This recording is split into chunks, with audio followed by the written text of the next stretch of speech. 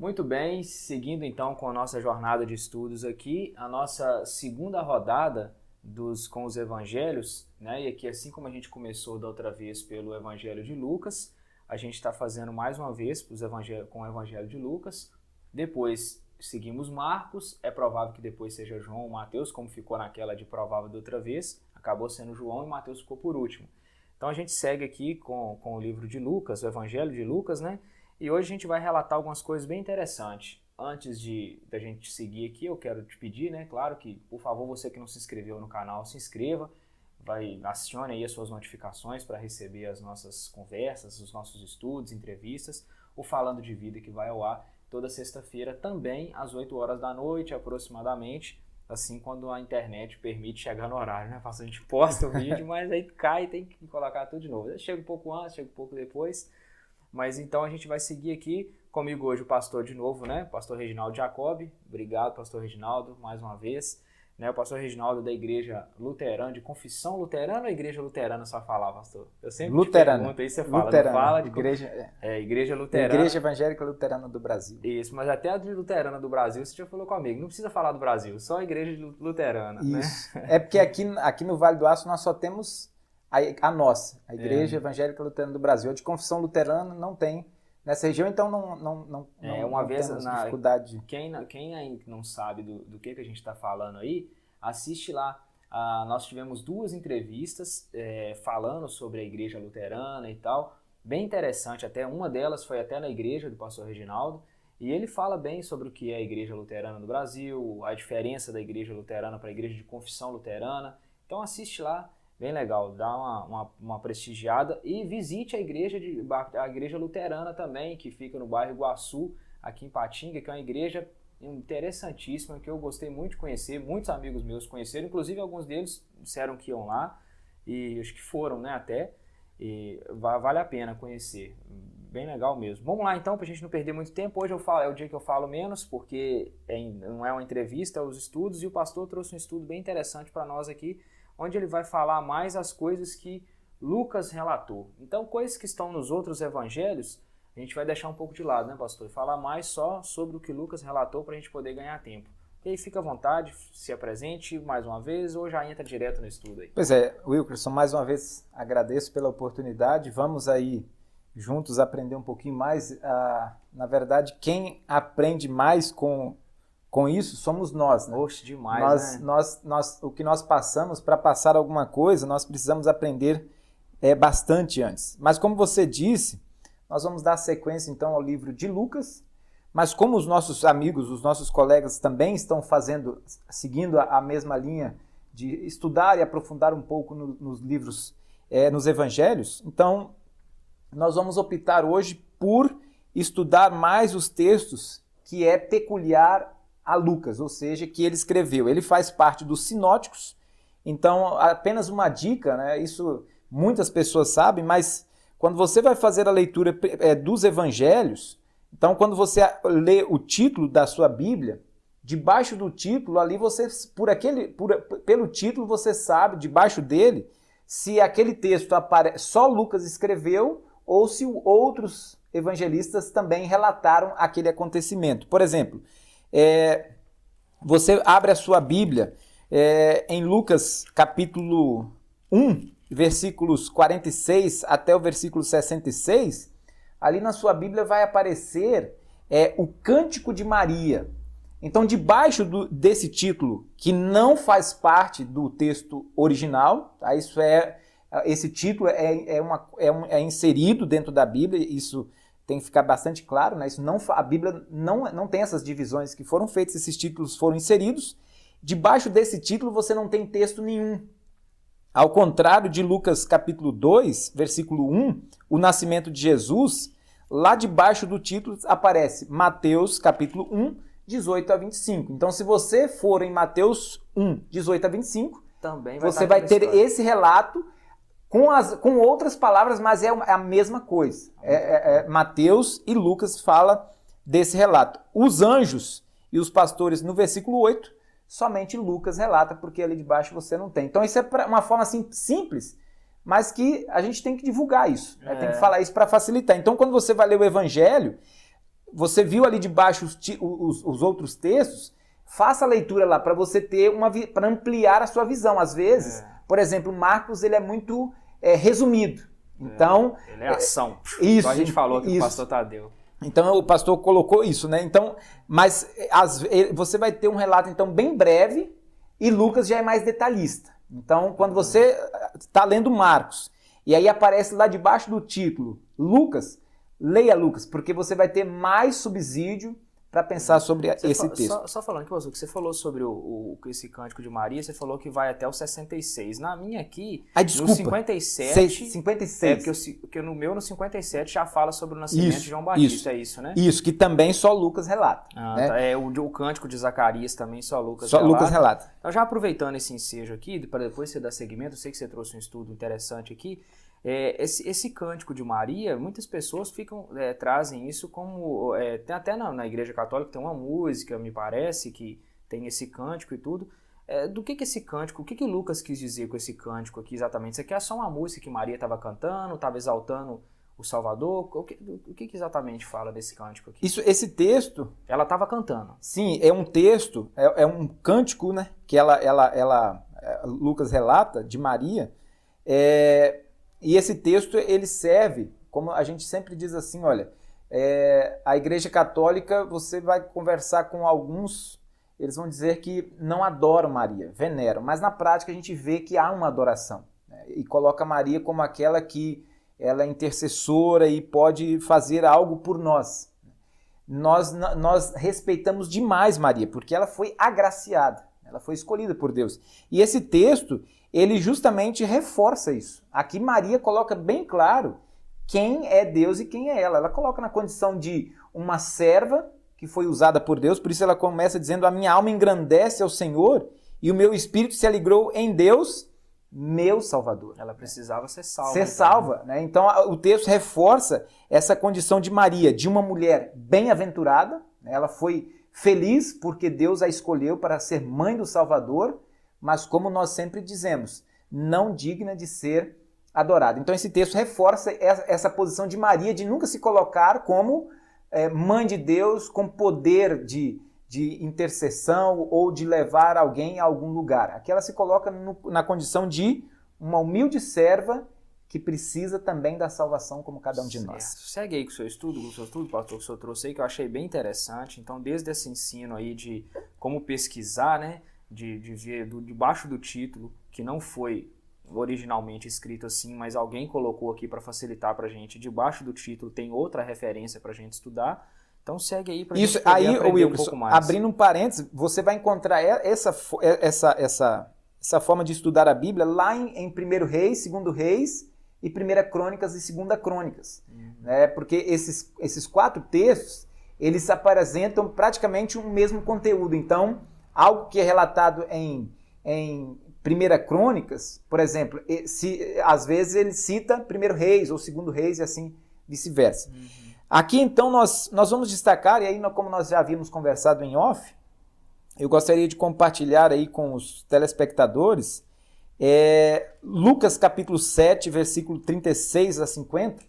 Eu vou, então, destacar alguns textos que somente Lucas escreve, e são aqueles textos que trazem dúvidas. A gente conhece eles, sabem de cor, quando você menciona, por exemplo, esse texto, quem não lembra? Fala da mulher prostituta, pecadora, que ungiu os pés de Jesus. Tá? Então, esse texto, Lucas 7, eu coloco ali algumas questões. Por exemplo, em que circunstância aquilo ocorreu? Foi um fariseu, ele convida Jesus para ir até a sua casa. E bonito essa atitude do fariseu. Mas o texto ele vai nos mostrar que a intenção daquele fariseu era provar se Jesus de fato era um profeta, se ele era filho de Deus. Essa era a intenção. Aí, com isso na cabeça, você vai perceber que como é que o fariseu trata Jesus? Quando um hóspede vinha na casa de um judeu, ou ia na casa de um judeu, isso aí os estudiosos colocam, né? Qual era a prática comum? Ele saudava a pessoa no pórtico, ou seja, para a gente, uma linguagem mais popular, na varanda da casa, ele já recebia a pessoa e ele fazia uma saudação e um beijo. Essa era a primeira coisa. A segunda coisa que era comum, rapidamente vinham os servos desta casa com uma bacia de água, lavava os pés daquele visitante, porque andava de sandália, a terra poeirenta. Então essa era uma prática. Lavava os pés. Só um minutinho, pastor. Você falou 7, o quê? 7:36 até o versículo 50. É porque no meu 7 aqui, tem um parênteses falando que tem Mateus também, Mateus 8:5. Por isso que eu estou interrompendo aqui e perguntando. Mas aí tem o título no 36, né? Onde é o Jesus, é um título. Então é só falar o seguinte, que às vezes está no 7, aí debaixo do 7 tem um título. Esse não é o título que responde ao texto todo. Tem vários títulos no decorrer do 7. Isso, dentro do capítulo. Dentro do capítulo. E lá no 36 tem um outro. Jesus é ungido por uma pecadora. Isso. Essa é a questão do título. Tá? Só pra gente não confundir aqui. Não é o título do capítulo todo. Isso. Cada um é o título daquela história. São vários trechozinhos. Dentro de um capítulo você tem vários trechozinhos. Pode seguir, pastor. E aí então eu coloquei, ele saudava com um beijo, uma saudação e um beijo, que era comum naquela época, na entrada. Os servos vinham e lavavam os pés desse visitante por causa da poeira e porque andava de sandália. Depois, pegavam azeite e pingavam algumas gotas de azeite sobre a cabeça daquele hóspede. Isso era a prática dos judeus, principalmente um fariseu tinha essa prática. Se você vai ler o texto, depois os telespectadores podem conferir isso na Bíblia de vocês vão ver que o fariseu não fez nada disso. Ele chega na casa do fariseu, Jesus chega na casa do fariseu, nada disso acontece. Acontece o que Lucas relata, que no versículo 38, e estando por detrás aos pés, chorando, regava os seus com suas lágrimas e enxugava com os seus cabelos e beijava os pés e ungia com unguento. Quem fez isso não foi o hospedeiro, o fariseu, foi a mulher. E além disso, o fariseu ele era falso. Porque ao ver o que aquela mulher estava fazendo com Jesus, o texto diz assim, olha, versículo 39, se ele fosse profeta, ele saberia quem é essa mulher que está fazendo isso. Ela é uma pecadora, é uma prostituta. O julgamento terrível. Que ele faz. Aí, olha, a Bíblia é fantástica, né? O versículo 40, Jesus diz assim para ele, Simão, eu tenho que te dizer alguma coisa. E olha qual a resposta do fariseu. No versículo anterior, ele diz, se ele fosse profeta, ele saberia que ela era uma pecadora. Aí Jesus diz, eu tenho que te dizer alguma coisa. O que o fariseu responde? Dize-a mestre. Dize-a mestre. Né? Ou seja, ora, se ele dize, disse... Né? Dize mestre. Se ele disse que Jesus não era profeta, não era nada, por que ele vai chamar Jesus de mestre? Né? Falsamente ele chama Jesus de mestre. Mas esse não é a ênfase, né? Aí Jesus falou para ele, contou para ele que certo credor tinha 500, certo credor tinha um devedor que lhe devia 500 denários e o outro devia 50 denários.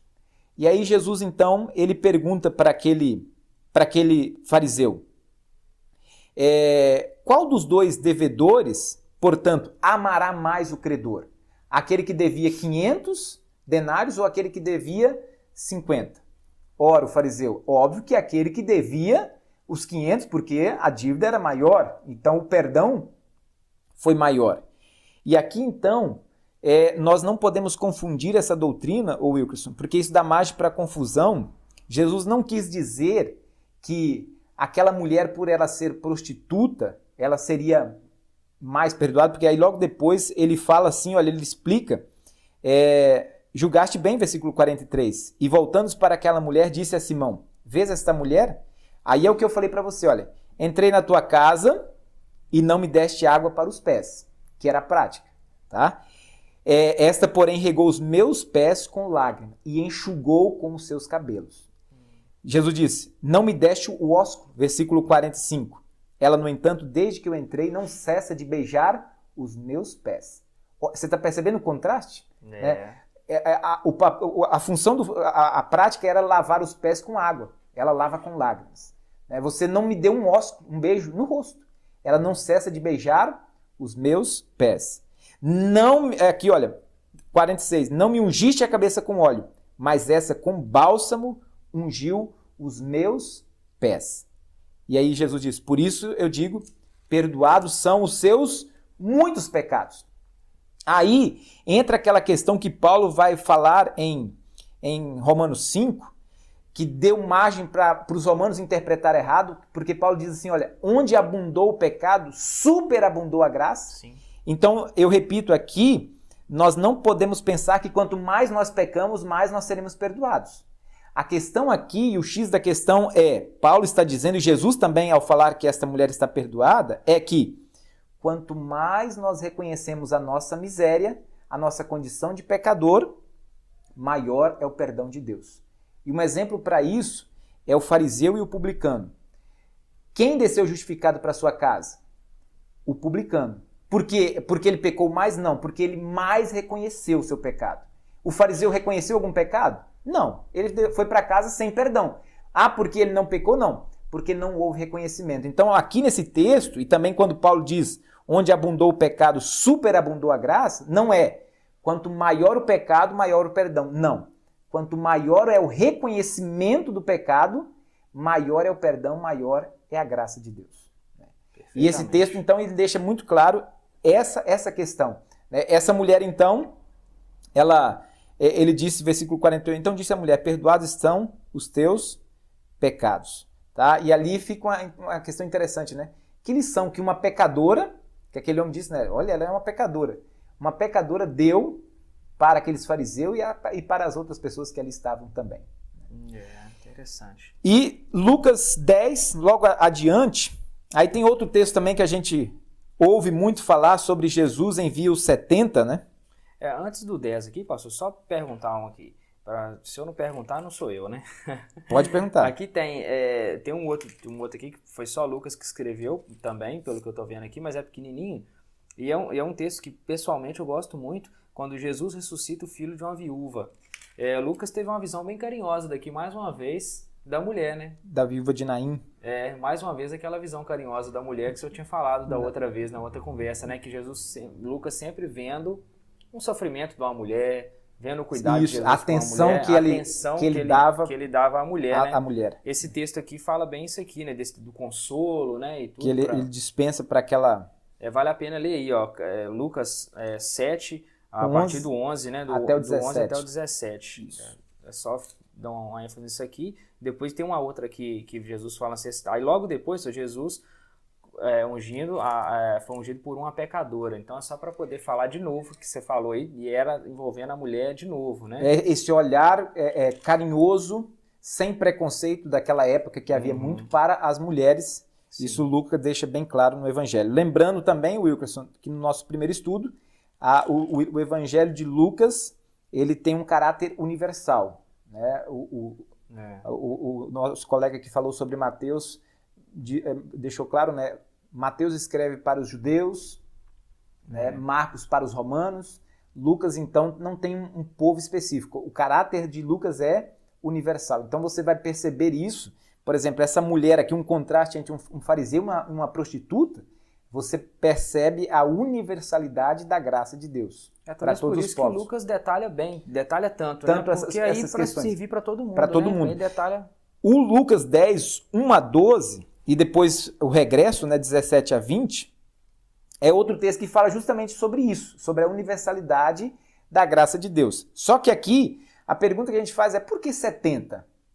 Esse número aparece mais vezes na Bíblia. Então eu coloco aqui, baseado em estudos, que é uma alusão simbólica. Tá? Então não é assim, é isso. Pode ser entendido como uma alusão simbólica à evangelização do mundo. E aí você tem, por exemplo, os estudiosos usam como argumento: quantas nações foram enumeradas em Gênesis 10, né, após o dilúvio, que se multiplicaram e fundaram as famílias da terra? Lá tem 70 descendentes, logo depois do dilúvio. Gênesis 10. Sabem quantos israelitas desceram para o Egito, naquele período ali que formaram o povo de Israel lá no Egito, naquela fome que aconteceu? Foram 70 pessoas. Isso está lá também em Hebreus. Então o número 70 ele aparece diversas vezes na Bíblia. Os estudiosos há um consenso de que o número 70 representavam as nações do mundo. Então, olha que bonito isso, né? E isso a gente, quando você vê com essa visão, né, o número 70 representava então todo o mundo de então. Hoje como é que nós representamos isso? Hoje não é número. Hoje nós temos o globo, né? Então, se você quer falar de mundo, você só mostra uma imagem de um globo terrestre que você vai entender que estamos falando a nível mundial. Naquela época, segundo os estudiosos, era uma das formas de falar assim, olha, eu estou falando para o mundo todo.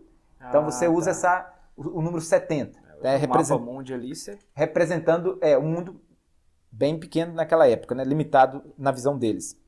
Ou seja, podemos ver então aqui a intenção de Jesus salvar todas as pessoas. E aí, Wilkerson, e também aos nossos telespectadores, aqui tem uma coisa muito interessante, porque hoje nós temos pregadores e pregadores e pregadores mundo afora, né? Só que a gente muitas das vezes não atenta para aquilo que Jesus deixou e mandou pregar aqui nesse texto. Isso aqui é uma ordem dele. Se você vai ler o texto, você vai ver lá em Lucas, no versículo 5, a primeira coisa que Jesus manda pregar, aqueles 70, é a paz. Ao entrarmos numa casa, dizei, antes de tudo, paz seja nesta casa. Então, a primeira coisa que Jesus, a gente pode fazer uma ponte para cá, uma aplicação, o que eu como pastor, você como pastor, tem a função, a missão de pregar nesse mundo? Paz. Né? Vale ressaltar aí, lembrar... Eu como pastor, ainda já está falando, eu como pastor... Mas você prega, né? Mais um vou pegar no meu pé. Mas prega, você como um anunciador, né? O que você prega? A paz. A paz. E esse mundo está precisando disso. Se você e as pessoas não estão precisando de você dizer assim, ó, não, você tem que fazer isso, isso não é pregar paz. Pregar paz é falar assim, olha o que Deus fez por você. Essa mulher pecadora, que aos olhos da sociedade ninguém queria saber dela, olhava para ela com um olhar atravessado, dizia e pensava, essa está condenada. Jesus dá uma atenção especial para essa mulher, elogia ela diante das autoridades religiosas da época e diz para ela, perdoados estão os teus pecados. Isso é pregar paz. Aquela mulher, você não tem noção, nós não temos noção da paz que aquela mulher sentiu quando Jesus disse para ela, perdoados estão os teus pecados.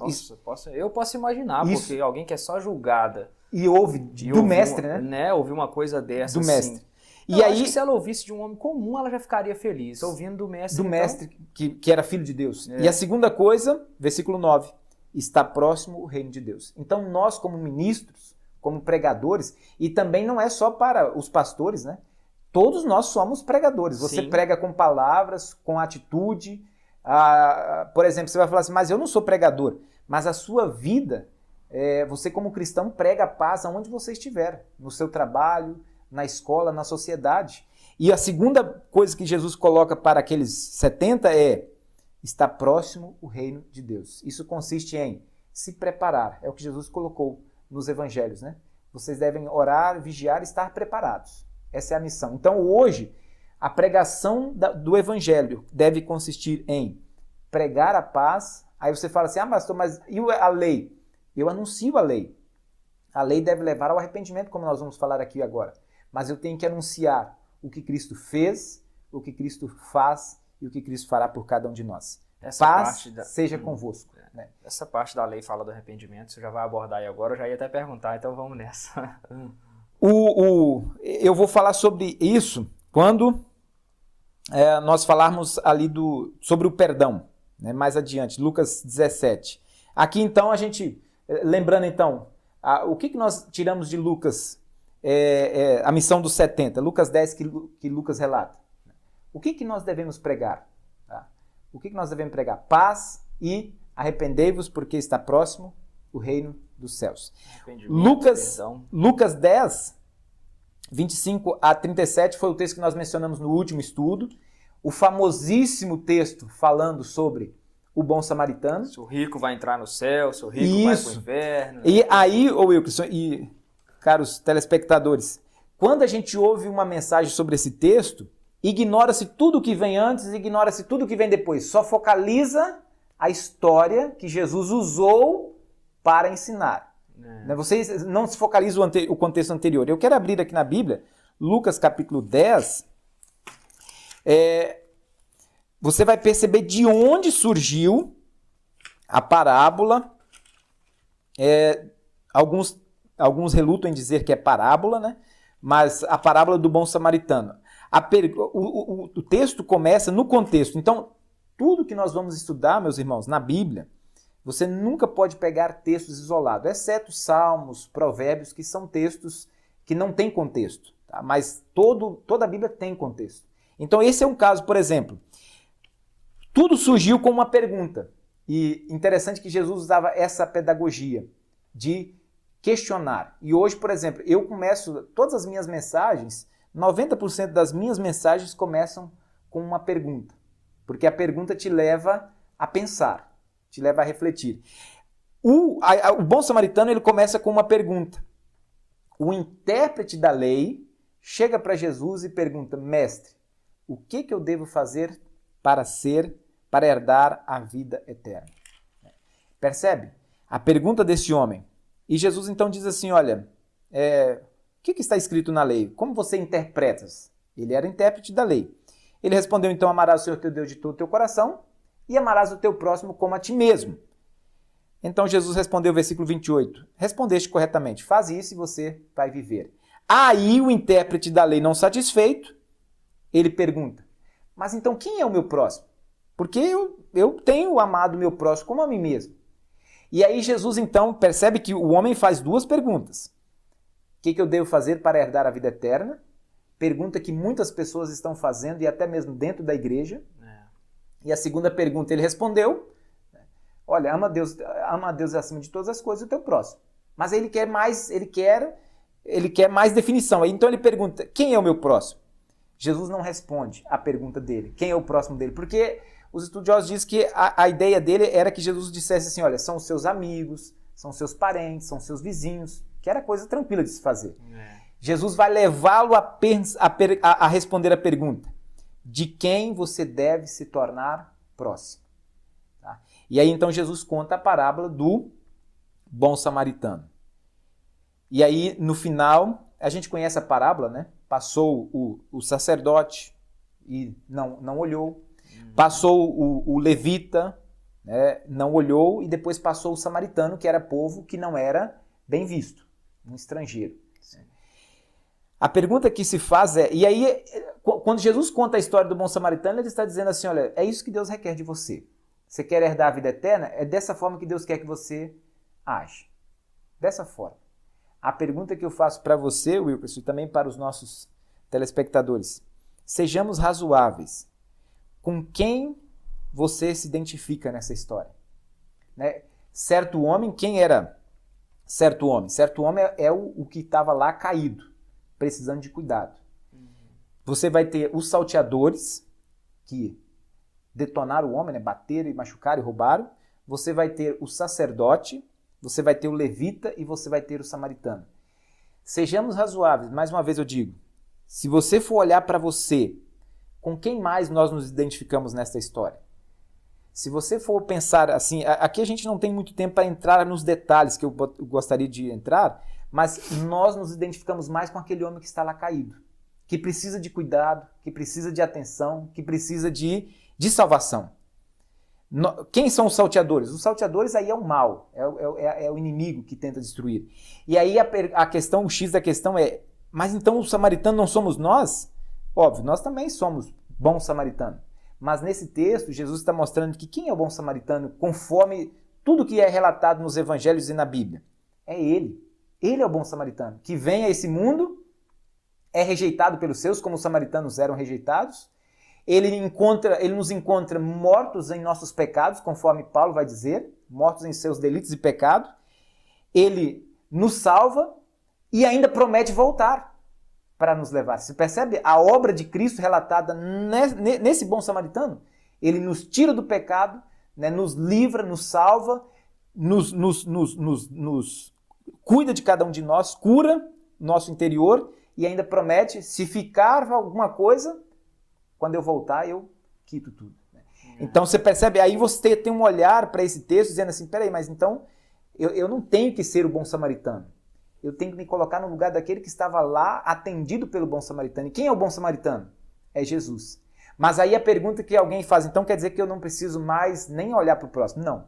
Uma vez que você é levantado por Deus como aquele homem, com certeza, se você tiver oportunidade, você vai fazer o mesmo. Não no mesmo nível, tá? Não no mesmo nível, mas você vai querer fazer o mesmo para alguém que lhe precisa. Para alguém, lembra a pergunta que Jesus quis fazer, que o homem respondesse? De quem você precisa se tornar próximo? É aquele que precisa. Né? De quem eu devo...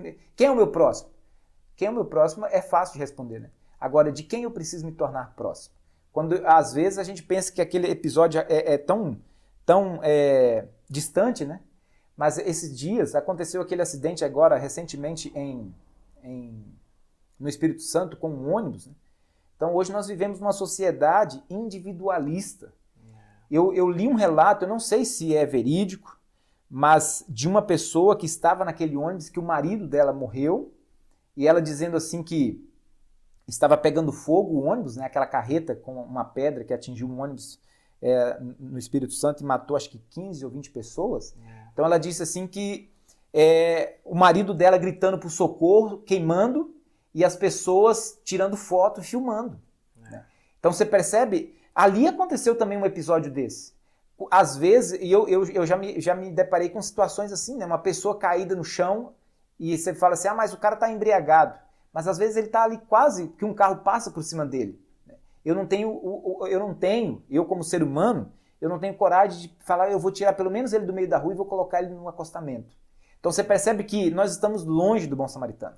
Estamos muito longe. Nós estamos próximos daquele homem que precisa de ser cuidado. E esse somos nós. Agora, uma vez que eu experimento isso, mas pelo menos me inquieta. Hoje, quando eu presencio situações assim, me vem na mente na hora. Poxa vida, o que Jesus fez comigo? Me tirou de uma situação tão triste, eu posso fazer alguma coisa. Nem que seja o mínimo, mas eu posso fazer para o meu irmão que precisa de mim. Vou tentar ajudar pelo menos um pouco, né? Um pouco, né? E aí, Wilkson, a gente vai percebendo então a beleza desse texto de Lucas, né? Que é imensurável o que nós podemos tirar desse texto.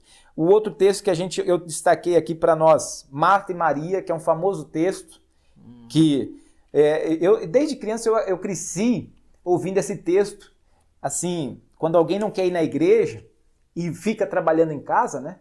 No interior, eu fui criado no interior, então as pessoas no interior, o sistema é diferente. Você pode ir trabalhar na roça qualquer hora, qualquer dia, não tem assim, olha, é de 8 às 18, no domingo você pode trabalhar, no sábado, né?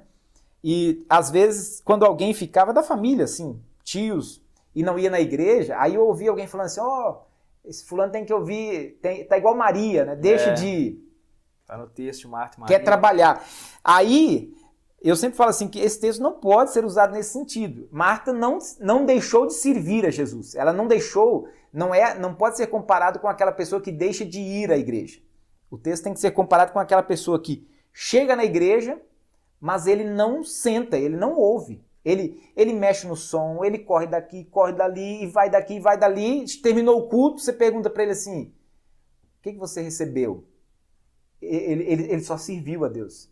E esse texto mostra, então, quando você está diante de Jesus, diante da palavra de Deus, é Deus quem serve, não é você. Você tem que ser servido. E aí por isso que Jesus diz, Maria escolheu a boa parte e essa não será tirada. Né? Ali mostra um exemplo de culto. Tem pessoas que dizem assim, a gente usa sempre esse exemplo no culto, quando a pessoa fala assim, hoje eu estou meio para baixo, estou desanimado, então eu não vou no culto. O que eu posso oferecer para Deus?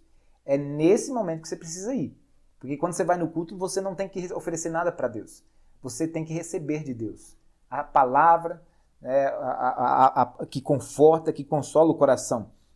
Você vai oferecer para Deus o seu louvor, a sua oração, a sua oferta. É isso que você pode oferecer para Deus. Mas na igreja, nós sempre temos esse costume, né? Você tem a confissão de pecados, ali é Deus que te oferece o perdão. Você tem a leitura da palavra de Deus, é ali Deus te oferecendo o conforto, a paz. Você tem a pregação da palavra de Deus, é Deus te servindo e não você servindo a Deus. Um belíssimo texto para usar nesse sentido, né? Sim. E seguindo, Wilkerson, aí eu estou falando bastante, mas vamos dar Eu vou diminuir agora o ritmo, né? Lucas 15, esse texto de Lucas 15, Lucas 12, desculpa. Lucas 12, ele Lucas 12, versículo 15. Se eu ler o versículo 15, vocês não vão lembrar, mas se eu ler esse versículo aqui, olha.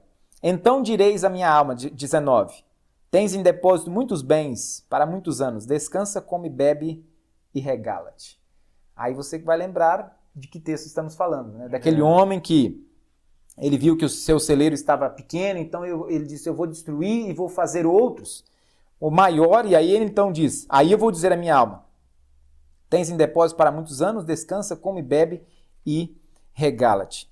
A linguagem de hoje, na nova tradução da linguagem de hoje, o versículo 15, ela diz assim, olha, vou ler, permita-me ler para você. E continuou dizendo a todos, prestem atenção, tenham cuidado com todo tipo de avareza, porque a verdadeira vida de uma pessoa não depende das coisas que ela tem, mesmo que sejam muitas. A palavra avareza, a palavra que aparece aqui é pleonexia, tá? Significa avareza, insacibilidade, ganância. E a etimologia da palavra é pleon e erro, né? Mais, ter mais. Então, o que significa essa palavra aqui que aparece no texto, traduzido como avareza na linguagem de hoje? Significa vontade desenfreada de ter mais. E isso na sociedade capitalista como nós hoje, isso tem alguma coisa a nos dizer, né? E esse texto surge em que contexto? Nesse ponto, um homem que estava no meio da multidão, versículo 13, falou-lhes, mestre, ordena meu irmão que reparta comigo a herança. Qual é o contexto? Contexto de herança.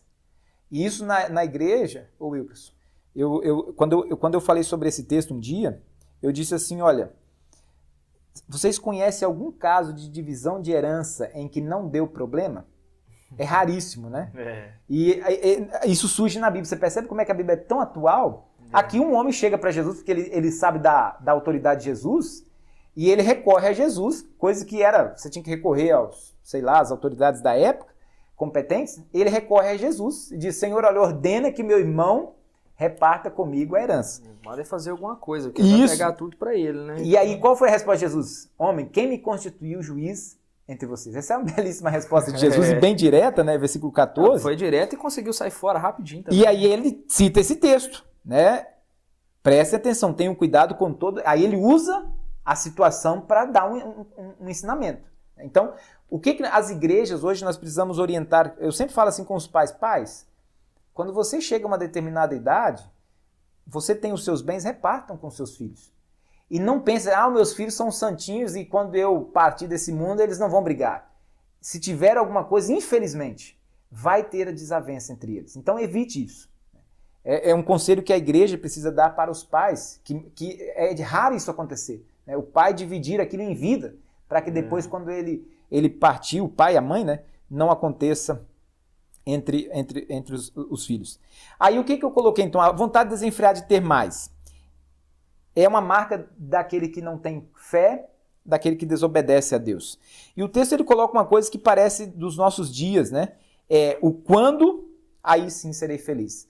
Hoje, você percebe isso nas conversas, muitas pessoas usam essa expressão usada no texto, né? Quando eu tiver, aí eu vou ser feliz. Aquele homem diz assim, olha, quando eu tiver um celeiro maior, aí sim eu serei feliz.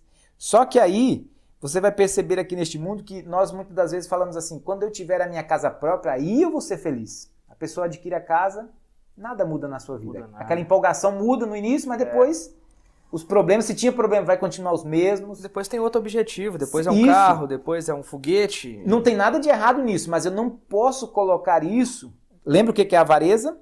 Vontade desenfreada de ter mais. E aí muitas pessoas, como por exemplo, esses bandidos que assaltaram lá em Santa Margarida, né? Isso é uma vontade desenfreada de ter mais. Passa por cima, mata, é desonesto, rouba, frauda e outras coisas mais. Isso é a vontade desenfreada.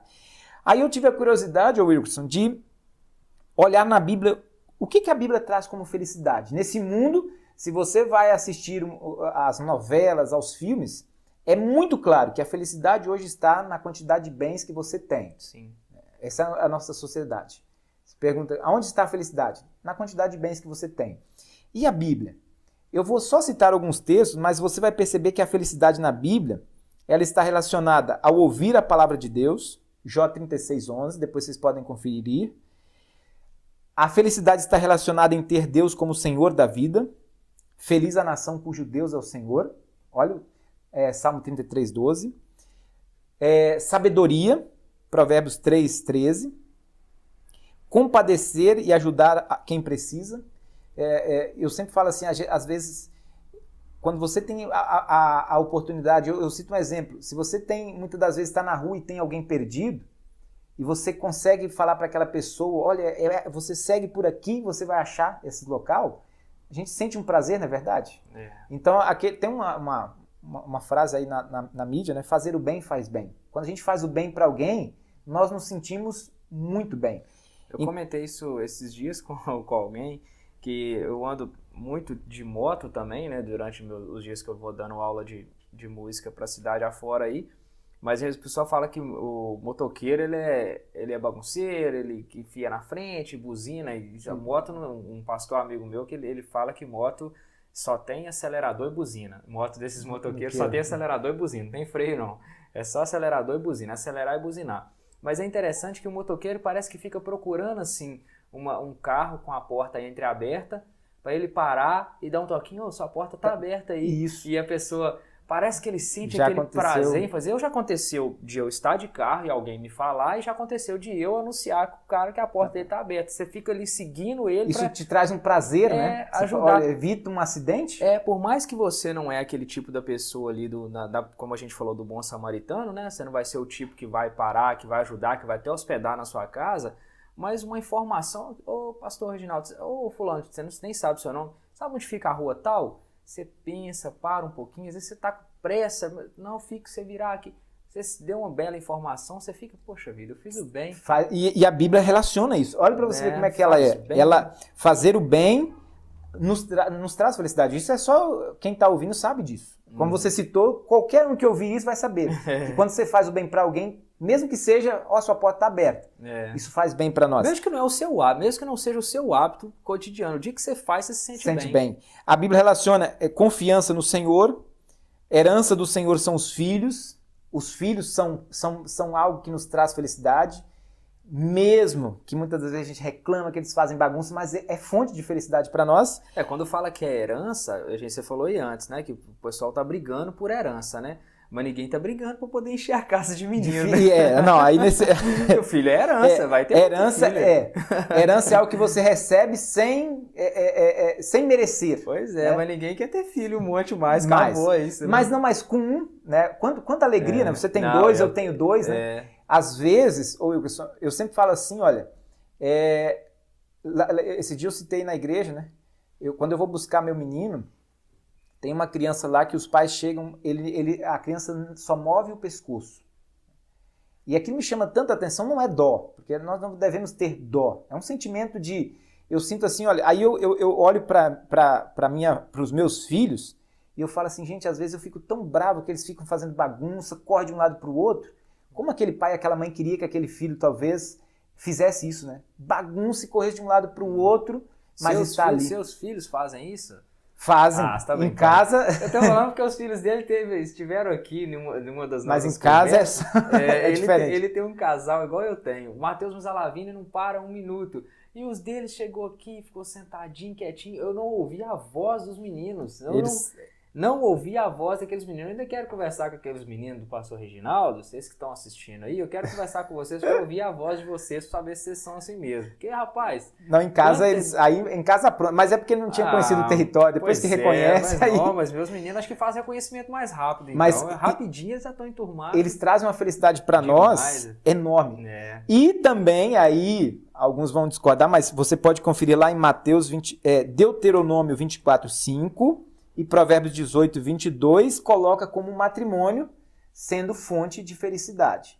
É óbvio que quando a incompatibilidade... Agora você vai arrumar confusão aí. Talvez, mas a Bíblia coloca o matrimônio como fonte de felicidade. Né? Óbvio que quando há amor entre marido e mulher. Né? Então, para finalizar esse texto aqui, eu cito Dostoiévski. Ele é um filósofo e escritor, um dos maiores romancistas da história. Né? Ele disse certa vez assim, olha, existe no homem um vazio do tamanho de Deus. Aquele homem que achava assim, olha, quando eu tiver mais espaço para guardar mais, eu vou ser feliz. É o vazio que o ser humano tem, que só Deus preenche. O vazio que aquele homem, intérprete da lei, tinha no coração, que perguntou para Deus, Senhor, o que eu devo fazer para herdar a vida eterna? Esse vazio todos nós temos. E nós só é preenchido, não é preenchido com dinheiro, com bens materiais. É só Deus que preenche. Por isso, avareza é vontade desenfreada de ter mais. Eu, como cristão, eu sempre tenho que analisar. Eu não estou dizendo aqui que é errado você lutar, você trabalhar, você estudar para ter condições melhores. Mas eu não posso, essa busca desenfreada, passar por cima das pessoas para conseguir os objetivos propostos. Né? Pastor, a gente eu sei que o nosso tempo não vai, obviamente não dá para a gente falar tanta coisa, mas tem uma parte aqui, são vários, né? Aqui a gente estava no 12 aqui, na advertência, motivações, prontidão para o serviço, sinais para os tempos. Aí tem um aqui antes no 13 ainda, a porta estreita. Você separou aí alguma coisa sobre a porta estreita? Dá para a gente falar aqui. Esforça-te para entrar aqui no 24, no 24, né? No 13 e 24. Esforça-te para entrar pela porta estreita, porque lhes digo que muitos tentarão entrar e não conseguirão. Jesus está falando aqui que para ir para o céu é mais difícil mesmo, é puxado, é daqui mesmo que ele está falando, essa parábola da porta, é uma parábola, porta estreita? Isso, ele coloca, é uma comparação que ele faz, né? E só Lucas relata. Sim, por isso que eu esse texto. Essa palavra aqui, ela quando fala esforçai-vos, né? Soa um pouquinho estranho aos nossos ouvidos, mas ela é estreita, Wilkerson, não é no sentido de que é difícil, é apertado. É estreita porque é só em Cristo, é só em Jesus. A porta é larga, por que ele faz esse paralelo, né? A porta larga olha, se você fala assim, olha, não quero saber nada das coisas de Deus, eu vou viver a minha vida aqui do jeito que o mundo deixar a vida me levar. Essa é a porta larga. Para você ir para a condenação, você não precisa de muito esforço. Agora, a porta é estreita, e aí tem gente que acha que é estreita no sentido de que é difícil, que ninguém... Não, é estreita porque é somente um caminho, que é Jesus Cristo. Né? Então, ele é o caminho que vai me conduzir à vida eterna. É óbvio que, como cristão, aí, como nós dissemos, né? Não é assim, eu como cristão não posso viver a minha vida do jeito que eu quero. A minha vida como cristão, eu sou luz do mundo. Não é que eu tenho que ser, eu sou luz do mundo, eu sou sal da terra, eu sou testemunha de Cristo aqui nesse mundo. E eu sempre falo assim, olha, às vezes a gente tem que abrir mão de muitas coisas por ser cristão. Mas não é um caminho assim que fala, é cheio de sofrimento. Não é tão complicado assim. Como né? é bom poder ouvir isso que nós ouvimos aqui hoje, né? Textos bíblicos que falam do amor de Deus por nós. É ruim isso? Não, é ótimo ser cristão. É óbvio que houve tempos, e como em países onde o cristianismo há perseguição a cristãos, né? Aí não é tão simples ser cristão. Sim. Em lugares assim, né? Mais pra frente aqui também, como eu estou citando os textozinhos, né, os títulozinhos, né? Porque é os que o pastor tiver separado para falar, porque como a gente está caminhando para o final, só para poder, para você, como a gente falou que a ideia era te despertar a estudar em casa, olha só, tem textos interessantes aqui como o rico e o Lázaro, né, o pecado, a fé e o dever, a vida do reino de Deus, é tudo só coisas que só Lucas escreveu. A parábola da viúva persistente, a parábola do fariseu e do publicano, e assim tem uma série de coisas aqui que só Lucas escreveu. Isso, a parábola alguns dizem parábolas, outros falam que não é parábola, né, do rico e o Lázaro. Ali tem gente que usa aquele texto para justificar que o cara Lázaro foi para o céu porque era rico e o outro foi para o inferno porque Lázaro foi para o céu porque era pobre, e o outro foi para o céu porque era rico. Mas aí nós temos um princípio da Bíblia. Pelo fruto você conhece a árvore. Ou seja, aquele homem rico, nós acabamos de falar de fazer o bem, né? E nós só fazemos o bem quando experimentamos o bem, o amor de Deus. Aquele homem, ele não era capaz de jogar migalhas para aquele pobre que estava à sua porta. Então, pelo fruto que é não estender, não dar um pedaço de pão para alguém que bate à sua porta, você percebe que aquele homem não confiava em Deus. Então, aí você percebe que não dá margem para dizer que ele foi para o inferno porque era rico e o outro porque era pobre. Não, é porque ali o texto mostra que o rico não tinha o mínimo sequer de amor ao próximo, e um comentarista diz assim, aquele Lázaro, ele não tinha nada que oferecer, mas até os cães lambiam as suas feridas. Até ele ajudava e era ajudado, porque os cães também lambendo a ferida, ajudava na cicatrização e também ajudava o cão, porque se ele lambia, ele também se alimentava daquilo. Uma espécie de alimento para ele, né? Para ele, né? Então você percebe que até isso, ao extremo, né? Ele não podia ajudar ninguém. Mas ali o que salva ele não é o fato de ser pobre, mas a fé. E só para a gente complementar, Wilkerson, eu só cito ainda a parábola dos 10 leprosos, que é Lucas que menciona, que fala da gratidão. Né? 10 são curados, um somente volta para agradecer. Essa é interessante, né? Quando cura 10 e um só volta lá e... A parábola do fariseu e o publicano, é só Lucas que menciona, que é muito conhecida, nós já mencionamos ela. A história de Zaqueu, que também só Lucas relata. É a história de Zaqueu? Zaqueu é só Lucas que relata. E eu chamo a atenção... A gente falou sobre Zaqueu lá, que é o cobrador de impostos. A gente comparou com Mateus, foi no último estudo. O último estudo. Só não comparar Mateus com Zaqueu, né? Que um era ladrão e o outro não, né? Aí, Wilkerson, você percebe qual o contexto que está esse texto de Zaqueu? Logo após aquele texto que nós já falamos no estudo anterior... o jovem rico que chega para Jesus e pergunta, mestre, o que eu devo fazer de bom para ser salvo?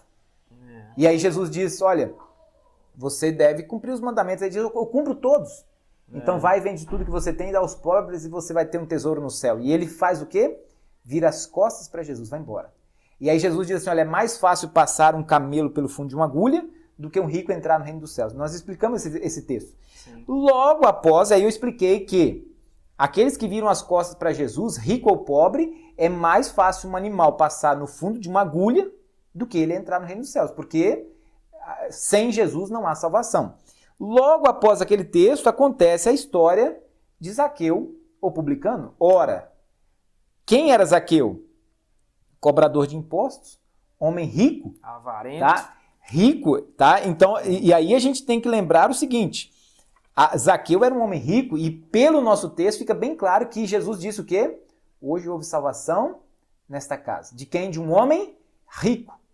Que não deu as costas para Jesus, mas abriu o coração para Jesus. Interessante. E aí, Wilkerson, eu finalizo dizendo assim, olha, se nós estivéssemos no lugar de Jesus, qual seria a nossa reação ao estar na casa de Zaqueu?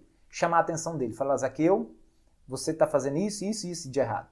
O texto, Lucas relata que Jesus não fala nada, Jesus não repreende. Óbvio que teve momentos, por exemplo, os fariseus, por diversas vezes, Jesus repreende. Mas qual foi a atitude de Jesus? Estar do lado daquele homem. E qual é a aplicação que nós tiramos para a nossa vida? A presença de Jesus na nossa vida nos leva a confessar, nos leva a abrir o coração. Eu uso o exemplo das crianças, né? Quando os seus filhos fazem alguma coisa errada, eles tentam esconder, mas quando você chega perto, você sabe que eles confessam, né? E não é por medo. Às vezes é por medo, mas a maioria das vezes é o amor que eles têm por nós. Eles não conseguem ficar calados. Pai, eu fiz isso, foi eu que quebrei e tal, né? Isso até emociona a gente.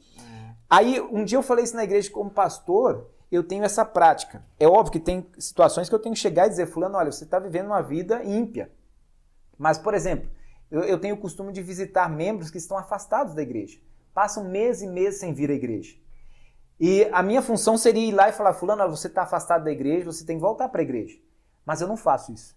Eu chego lá, sou recebido, converso, depois eu abro a Bíblia e faço uma devoção. E não faço aquela devoção falando, não, aqui Jesus está falando que você tem que voltar para a igreja. Não, eu faço uma devoção, leio um texto bíblico e no final eu não menciono nada. 99% das pessoas no final dizem assim, pastor, eu tô meio afastado, eu tenho que voltar. Se justificam, né? Você percebe? Se eu chegasse lá e falasse assim, você tá errado, você não tá indo na igreja e tal, talvez ele não teria. Mas não é eu, Reginaldo. É a presença de Jesus. Por que a presença de Jesus? Porque se eu vou lá e leio a palavra de Deus, quem está lá naquele momento presente é Deus. Então você percebe, em alguns casos, e aí eu como pastor, como ministro, eu tenho essa sensibilidade. Em muitos casos, eu não preciso chamar a atenção. Não precisa. Eu falo de Deus e aí Paulo vai dizer em 2 Coríntios 5,14, o amor de Cristo nos constrange. Ou seja, Jesus não falou nada para Zaqueu. Zaqueu, você está fraudando. O que ele disse para Jesus? Senhor, olha, eu tenho andado aí errado e se eu vou restituir 4 vezes mais. Jesus não tinha pedido nada disso. Mas é como eu estou dizendo, a presença de Jesus comove, leva ao arrependimento. Por isso que nós incentivamos sempre na igreja. Na nossa igreja nós temos devocionários, né? 5 minutos com Jesus, Castelo Forte. E ali tem uma leitura da Bíblia. Eu preciso a cada dia estar perto de Jesus. Eu preciso fazer com que Deus esteja perto de mim visivelmente, através da sua palavra. E quando ele se aproxima de mim, você pode ter certeza que o seu coração vai ser compungido, impulsionado, a abrir o coração e falar, Senhor, eu tenho andado tão errado. E eu quero voltar para ti. Isso é a beleza do texto bíblico, né? É, muito bom. E a gente, então, voltando a reforçar aqui com vocês a respeito daquilo que a gente aprendeu no início, né? Pesquisar no texto, o título que está em um, né? Que não está no outro lá. Igual aqui, um pouco antes, aqui no verso 22, capítulo 22, o que antecede aqui a ceia do Senhor, tem um pequeno texto aqui que a conspiração, só Lucas relata também. Um trechinho da conspiração. Então, assim, você sempre vai encontrar uma coisa que está no Evangelho de Mateus que você não vai encontrar em Lucas e vice-versa. Então, fazer essa pesquisazinha aqui, olha, vai ficar mais rápido. Você fala assim, não, eu quero ler só sobre essa história. Então, você pode pegar seu caderninho lá e anotar, ó, essa história aqui está no livro de Mateus, essa está no Marcos, essa está no Lucas, e você já consegue fazer uma leitura do Evangelho toda rapidinho, né? De concentrar 4 evangelhos em aproximadamente 1,5. Isso. 2, talvez, né? E é uma forma interessante de estudar. É por isso que você... A ideia é você ler, por exemplo, ou Lucas ou Mateus. Eles são mais extensos, né? Sim, mais bem explicados. Isso, mais detalhado. Aí você usa como Marcos como aquele que vai trazer coisas, alguns outros detalhes, né? Mas tem exemplos, por exemplo, tem um texto aqui que eu não vou me lembrar agora, em que Mateus fala da cura de 2 cegos em Jericó. E, se eu não me engano, Lucas fala só de um. É porque um evangelista deu ênfase na cura dos 2, falou de forma geral, e o outro evangelista deu a ênfase ao cego Bartimeu. Acho que o pastor até falou sobre isso aqui. E aí você vai perceber isso lendo assim, os 2 textos. O até comentou sobre esse assunto. Um texto está no Evangelho de Lucas, o outro, aí você lendo os 2, você vai entender que não há contradição. É um que dá ênfase a um relato, outro a outro relato. Foi mais questão de ênfase mesmo, né?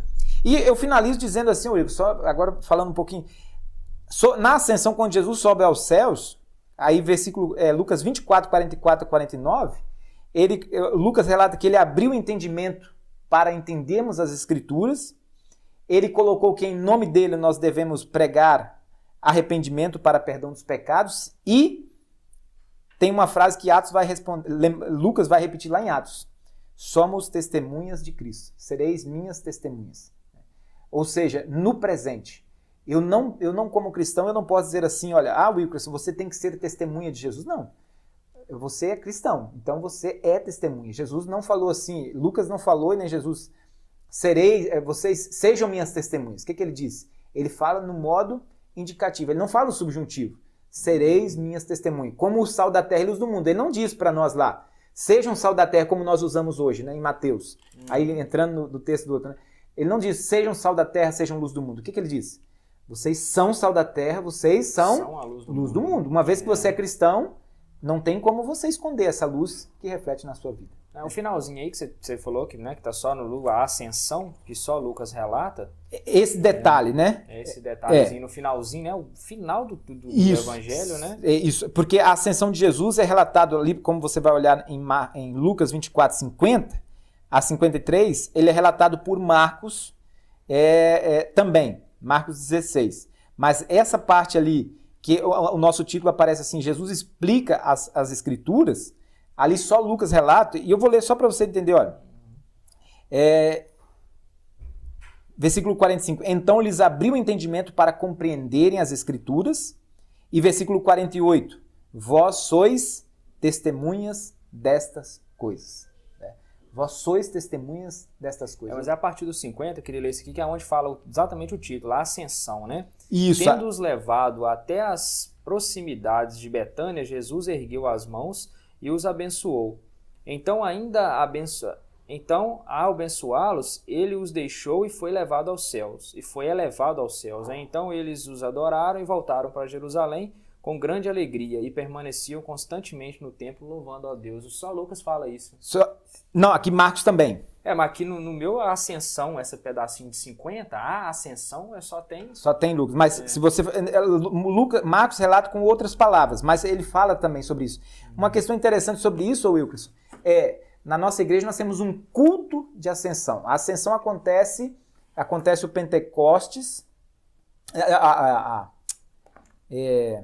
acontece a Páscoa, daí 50 dias vai acontecer... 50 dias o Pentecostes. E aí, se eu não me engano, mais 10 dias acontece a Ascensão. Né? É comemorada a Ascensão dentro da igreja luterana, dentro da liturgia, salvo engano.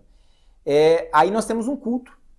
No último culto que nós tivemos sobre a Ascensão, que geralmente acontece numa quinta-feira, né? Eu disse assim um dia, você já pensou se não tivesse tido a ascensão de Jesus? Que dúvida pairaria no mundo cristão?